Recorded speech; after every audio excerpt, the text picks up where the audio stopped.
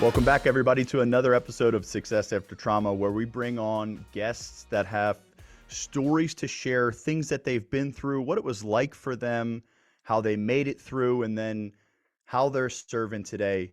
And everyone's story, I know, for all of you listening today, each person that shares their story is greatly impacting someone out there.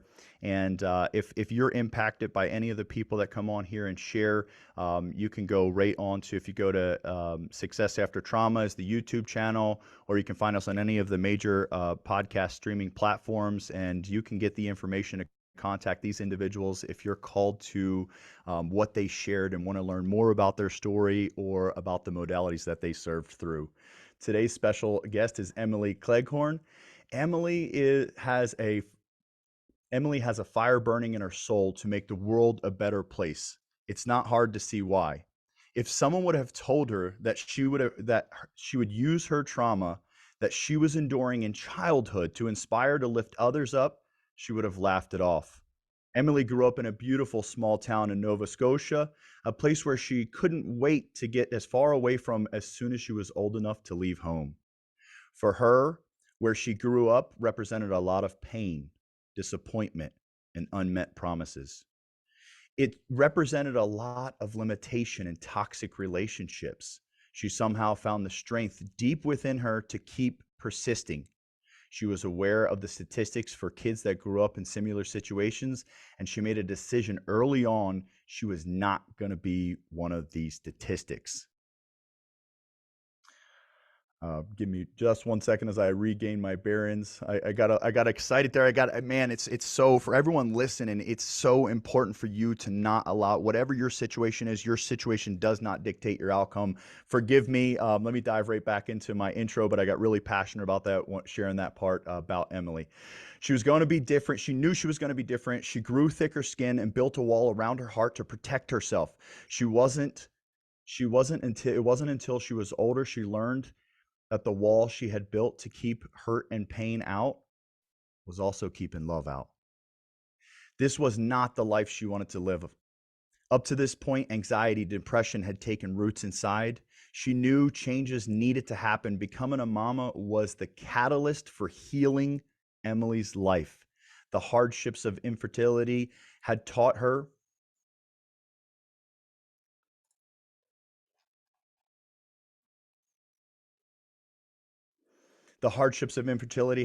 a lot about her body, how her body was storing trauma, and that she had yet to process.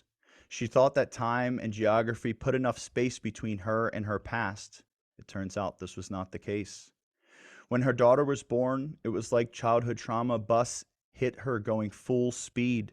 She was a hot mess, and all the years of repressed emotions were catching up with her.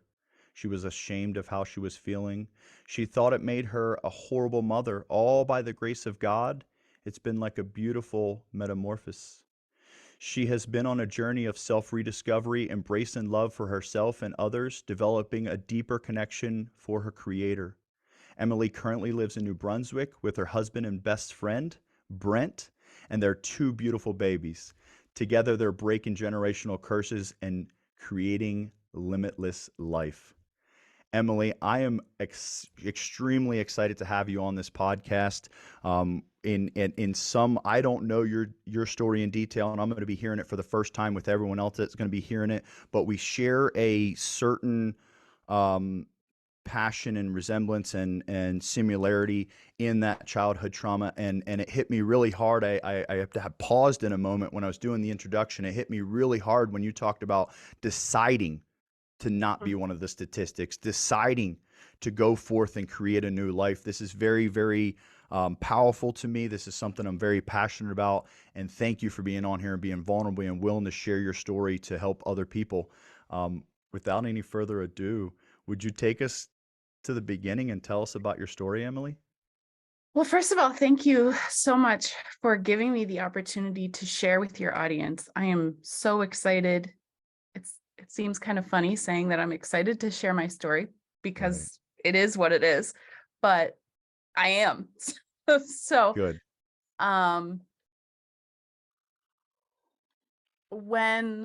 If we go all the way back to my beginning in life, where I started, I was a 6 or 7 month old baby being dropped off at my paternal grandparents' home. And my biological mom signed her rights away. Oh, wow. She left me there. So back in 1989, 1990, it was my bucket seat and me. That's it. Would you forgive my ignorance? What is bucket seat? Like, the nice car seats that we have now. Mm-hmm. It Mm-hmm. was like a plastic bucket back then. They Got it. didn't have all the padding that they do now. Kid Wow. safety wasn't a thing. It wasn't as big of a thing back then. Yeah, for sure. Um, so she was she was in and out of my life. One of the key memories I have of my mom was I was 3 years old, waiting by the front door because I knew someone told me that my mom was supposed to come by and see me. And being a little girl, I was excited to see my mommy, Yeah. and she never showed up. And Mm, that is the first memory that I have of me and my mom. mm, So she was in and out of my life. And I grew up with my dad and my paternal grandparents until I was 6 years old and my dad got married. And at that point in my life, I was really close with my dad. So I wanted to go live with my daddy. And everyone thought that was okay. So I went to live with my dad, um, and his wife, my stepmother, and her son, my stepbrother. And over the course of the next 18 months, I was abused physically, emotionally, mentally, and mm. sexually. Um, and there were adults in my life who knew about it, who did nothing. They didn't speak up. They were heartbroken by it, but not heartbroken enough to speak up. And so during that 18 months, I was not allowed to stay at home on weekends. So I was cycled through different family members on weekends. I would go to my grandparents one weekend. I would go to an aunt's the next weekend. I would go to my mom's, and I would just cycle through.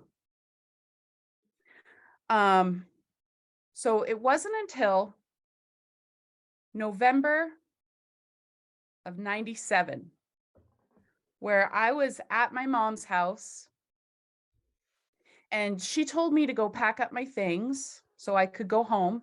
It was a Sunday night, and something clicked inside of my little 6 or 7 year old body, and I said, "No, Mm. I'm not I'm not going home."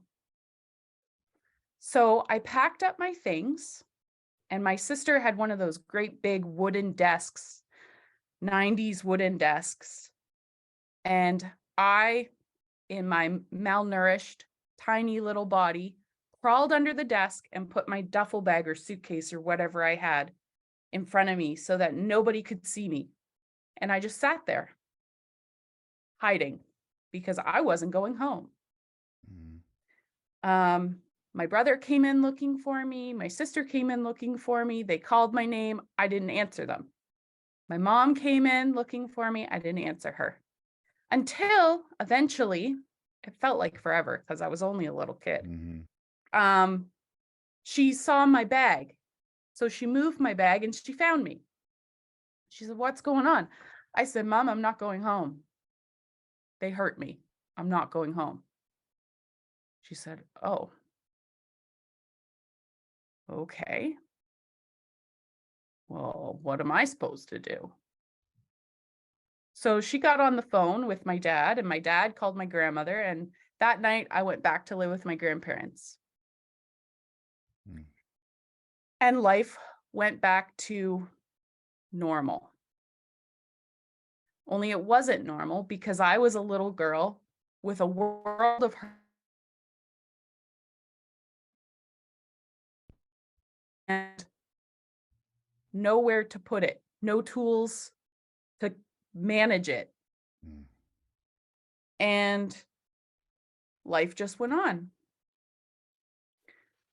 Um, my dad was in and out of my life from that point on. That entire situation completely destroyed that relationship. Mm. And so through my teen years, um, through elementary school and my teen years, I started to develop anxiety and depression. I think I was 8 or 9 years old the first time I told my grandmother I didn't want to be alive anymore. And she told me to stop talking that way. And so I did. I bottled it up. And as you can imagine, that only increased the anxiety and depression. Um, and so I lived primarily with my paternal grandparents for the majority of my life. There were stints where I was living with my dad after he left my stepmother and was living in other places. Um, there were stints where I was living with him, but it wasn't it wasn't a healthy home. And I was ignored anywhere that I lived. Nobody ever asked me how I was doing. Nobody checked in on me to make sure I was okay. I was invisible. So when I was in high school, middle school, I made the decision that as soon as I could, I was going to get the hell away Mm. from where I grew up because there was nothing good there. There was nobody worth my time, nobody worth having a relationship with there. And I needed to go where people didn't know me, where my tragic past was not written on my forehead. Mhm.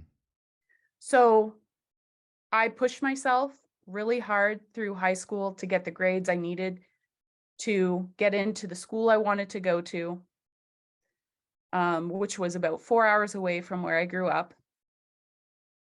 And I did my undergrad in sociology, and then I went straight into education because I wanted to help kids.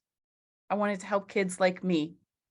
Mhm. It didn't take me long in public education to realize that my ability to help kids was not what I thought it could be because all of the red tape of education and all of that stuff. So I moved across Canada, 5,600 kilometers, to pursue my education career. And it didn't take me long to realize that I was not made to be in a classroom. It sucked every ounce of life out of me. And from about month 3, I was looking for an out. It took me 6 years to get out, but but I was looking. Yeah, yeah, yeah. Um, and during that time, I met my husband.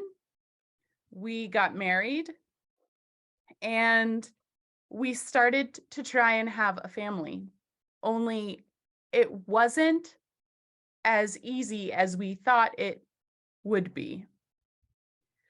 Um, I struggled significantly with my health, to the point where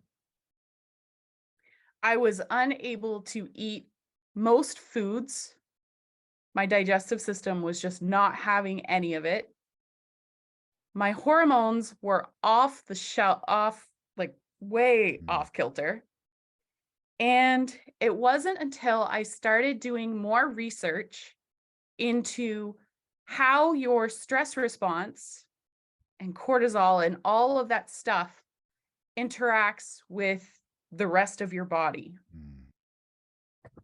So I learned that when you grow up in a traumatic situation and your stress response is triggered, if it's triggered long enough, it gets stuck on. And then you end up with all kinds of problems. And I had them. So it's been a journey, getting to the point where I've been able to heal my body. So in 2017, I was seeing a doctor who tried to force my body with medications to do what it was supposed to do. And that didn't work. That pregnancy ended in a miscarriage, Mm. which was the catalyst for me becoming an advocate for myself and speaking up for myself in a way that I had never had before, quivering voice and all. I said, "You're not for me, you're fired." That's awesome. How Um, great did that feel afterwards? it felt really good. It was probably a year of seeing that particular doctor and feeling more and more frustrated after every single appointment, to the point where they weren't caring for me. They weren't providing care. Mm. And when they canceled my appointment, knowing that I had miscarried, it was blatantly obvious that they really didn't care. So I need a health professional that cares. You're not it, so we have no business to do. So I decided to go the natural route and see a naturopath and they helped me understand my body and my stress response so that we could support my body to establish a healthy pregnancy, which is my daughter.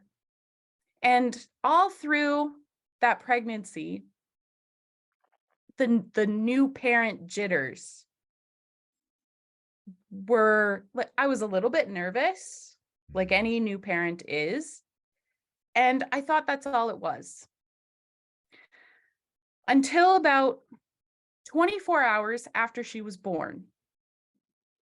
And I wanted to pick up and run.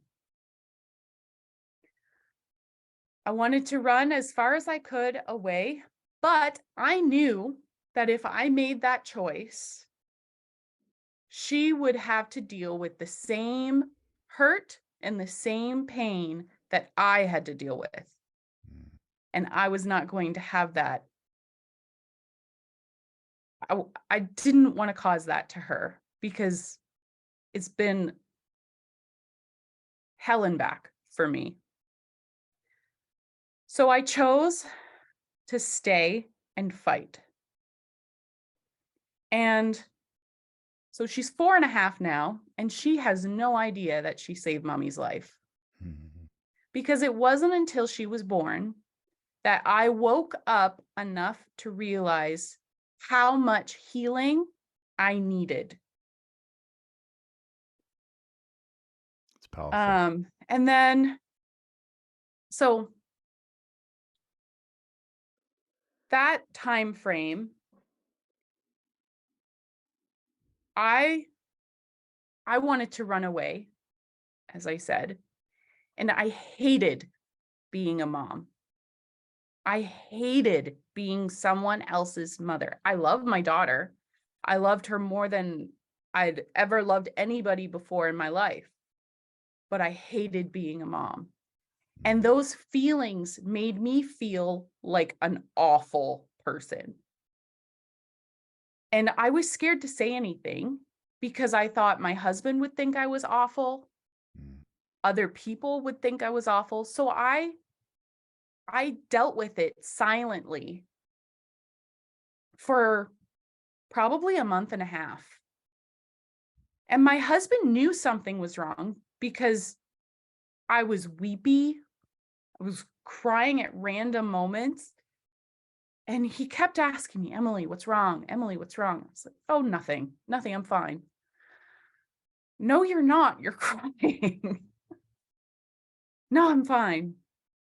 And then one day we were driving home from getting groceries, I think. It was a 45-minute drive, and I was sitting there in the vehicle and I was crying. He was like, "What is wrong with you?" I was like, "I hate being a mom." "What?" Mhm. I said, "I feel horrible for saying this because we've gone through so much to get her, and I love her, and I love you, but I hate being a mom." And when I let him in, that's when healing really began. And it took me a really long time to realize that I'm not my mom and my Mm. daughter is not me.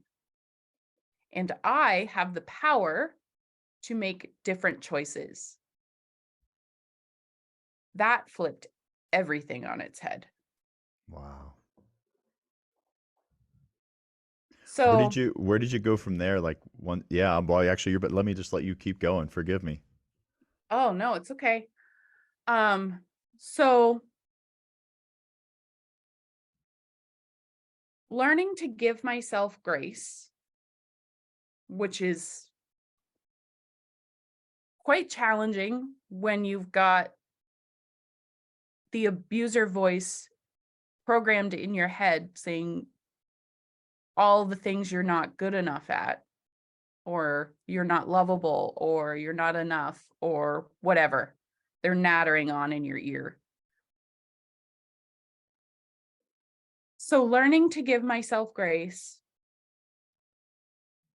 learning that it's okay to not be okay, and just feel the feelings.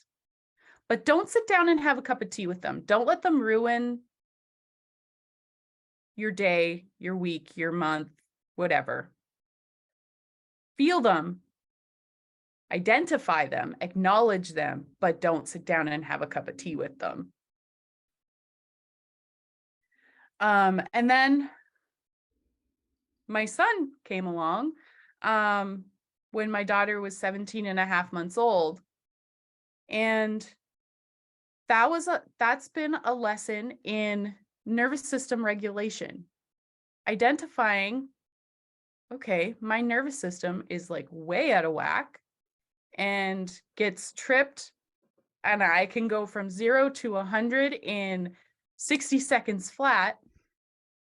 Um, Learning how to calm down, because when I get upset, it makes their upset 10 times worse. Mm. Um, and recognizing that we're both, my kids and I, are learning how to deal with our feelings in at like the same time, because I was not taught how to deal with my feelings and how to process them in a healthy way, and they're just learning. So it's been an interesting ride. And so one of the things that's helped me is um, getting certified as a health and life coach, because I was coaching myself through the program Mm. and learning how to breathe. That sounds silly because we breathe all of the time, but learning how to breathe so that my nervous system and my fight or flight response just kind of take a take a take a chill pill and just let's process and deal with the situation on a level 2 instead of a level 10. So that's been huge. Emily, out of curiosity,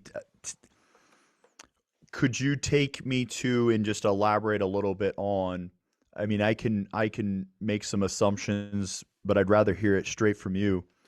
Somewhere on this journey, like it sounds like you were your guide a lot of the journey. Mhm, And I share some similarities there. And so there was a time where you did it, you guided yourself out of, like, there's our evolution, our healing, I think our ascension just keeps going. I think it never ends. That's my belief. mhm, Nonetheless, you pulled out of the dark room and you're like, mhm. oh, I can start to see some things. Okay. What was the, if you could, or if you remember, what was it like when you realized, I want to be a coach, I want to go guide some others? What was that like? How did that come about for you? I was on mat leave after having my son, and I knew I reconnected with that desire from being a little girl and wanting to help kids like me Mm, because no child on anywhere on this earth deserves to be brought into the world and then abandoned. I'm mm, sorry. That's not, no. And then ignored. Um, so I, through the years, I had kind of lost touch with that. And then when I was on mat leave and I was dabbling in creating my own business and figuring out what that would look like. Um, it really started to kind of, ooh, what if? What if I can help other mamas like me who have a traumatic childhood and don't want to perpetuate the cycle any further? What if? So then I started looking for coaching programs and I found a really great one. And I've been following different business mentors, entrepreneurship mentors for some time. And in 2021, I wrote my first book, and it's, looking back on it now, it's very surface level. It's more concept. These are the things that I learned from the beginning of my journey. I need to believe in myself. And the knowledge that I have from my childhood and the perspective that I've gained from reflecting on it can help me heal. I know exactly what I don't want to be for my kids. I know exactly how I don't want to treat my family members. So I can use that knowledge and be a better person. mm. It's And powerful. I need to learn how to speak up for myself. I need to own my worth as a person because I am worthy. I was born worthy of all the goodness. And there have just been some really terrible situations that put shades over or developed a fog so that I couldn't see it. So that's kind of the beginning of what if I help? Mm-hmm. Because for me, when I was growing up, entrepreneurship wasn't on the table. For me, it was you go to school, you get a good job, you work for the man, you get married, you buy a house, you have kids, and then someday down the line, you retire. Yeah. Entrepreneurship wasn't even on the table. And That's here I am. powerful. That's Mhm. powerful. You made the decision. You knew that you had the desire for more, and you Mhm. knew there was more people that needed the help. That's powerful. So as you launched your business, um, take us who what have you realized so far since launching your business and since coaching? What have you learned about who your ideal client is, who that person is that you're able to really like just they resonate with your message and really being able to serve them? What have you learned so far through that in your business? Um, I serve trauma surviving mamas. Beautiful.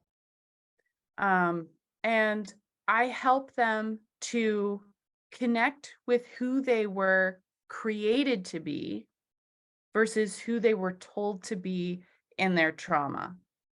So, building a sense of safety, first and foremost, and then really heightening their sense of self awareness and connecting with and crafting their life the way that they envision it. Stripping away all of the negativity and all of the things that are not serving them and building them up so that they can love on their families and themselves without the trauma ick. Mm. It's so freeing for them. I know it is to be able to And the love. cycle is cut off. That's it. New cycle created for the future generation. That is Mhm. powerful. That is powerful. At whatever level of abstraction you would like to share, tell us a little bit about for those mamas that are listening. Your program. Do you do? Is it a group program? Is it one on one? Is it as abstract or as detailed as you would like? What does that look like for women, for mothers that would like to work with you? Okay, so my program is based on 12 stepping stones. And I've created it in such a way that those mamas who want to overcome the obstacles, but are within the confines of financial restriction and maybe aren't in the place to work with a coach one on one or in a group program, there's a version of my program that's completely free in my online community, the Mended Mama Society. Beautiful. And then from there, I offer a one to one as well as a monthly membership, which hasn't quite launched yet, but it's coming soon. So within the free version, mamas get all of the tools that they need and the support within the Facebook community.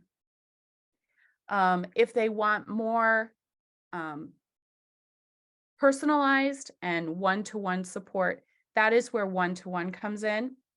And we work one-on-one. First, we figure out what exactly you want and what's holding you back, because you can't change what you don't acknowledge. Mm. Sometimes it's really uncomfortable, but it still holds true. You Oh can't yeah. change what you don't acknowledge. Oh yeah. Then we look at, um, Well, Emily, can I highlight? I just want to highlight for everyone listening when you say that and you say when it can be uncomfortable. For everyone listening to, for those that have been further on their journey, they know exactly what Emily's talking about. For those that are just one chapter behind, imagine how uncomfortable it was for Emily to identify, I hate being a mother, and having the courage to say that so she could go through that so that she could love being a mother.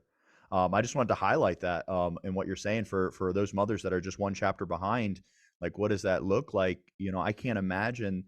I can't even imagine the courage that you had to face that, to go through that.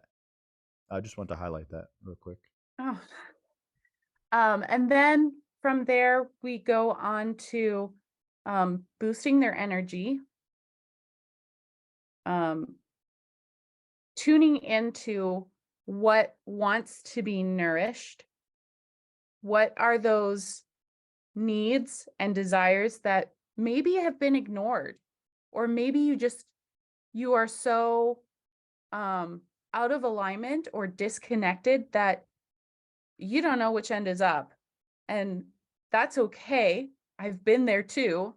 um but we work together, and I provide you the systems, the accountability to figure out which end is up. And friends, it's important for me to let you know that I am not one to shy away from calling a spade a spade. If you need some tough love, hi, I'm your girl. Um, so, and then through we grab self-sabotage by the horns and really address that so that you're aware of what's happening and what the root is. Um, and then, oh, there's so much meat to this program. Um, I've had incredible results with previous clients. Um, we talk about connecting with your um, rebellious inner child that was probably stomped out in the midst of your trauma because it wasn't safe to be a little cheeky. Um, we address your stress response and acknowledge what causes you to be stressed. What are those triggers for you? And then how does that play out? So when you're stressed, do you eat a whole bag of chips or drink a whole bottle of wine? Not that either of those things are bad in moderation, but doing it to numb out the stress is the problem. And then what helps you to relax? So instead of eating the whole bag of chips, could you journal or go for a walk or play with your kids or go take a shower? Maybe that helps you to calm down. And then we also, for those moments that are super, super stressful and your anxiety is like up here and you can't function because you feel like your head is going to explode, I help you with my 5-step action plan that will help you to come down.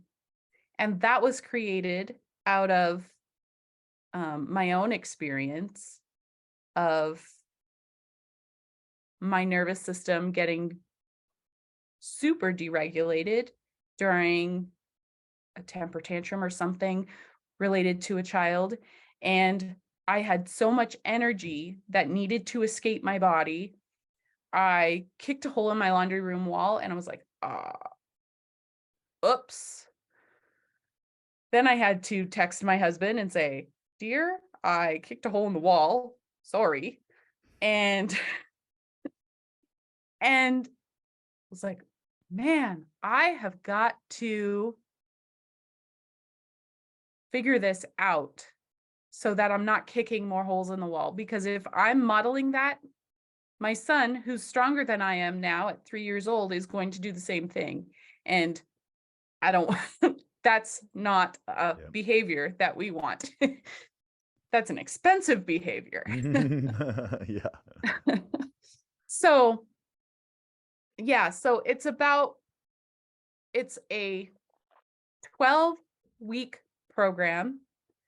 And then there's also the monthly membership, which is a deeper, more group focused look into those topics as well.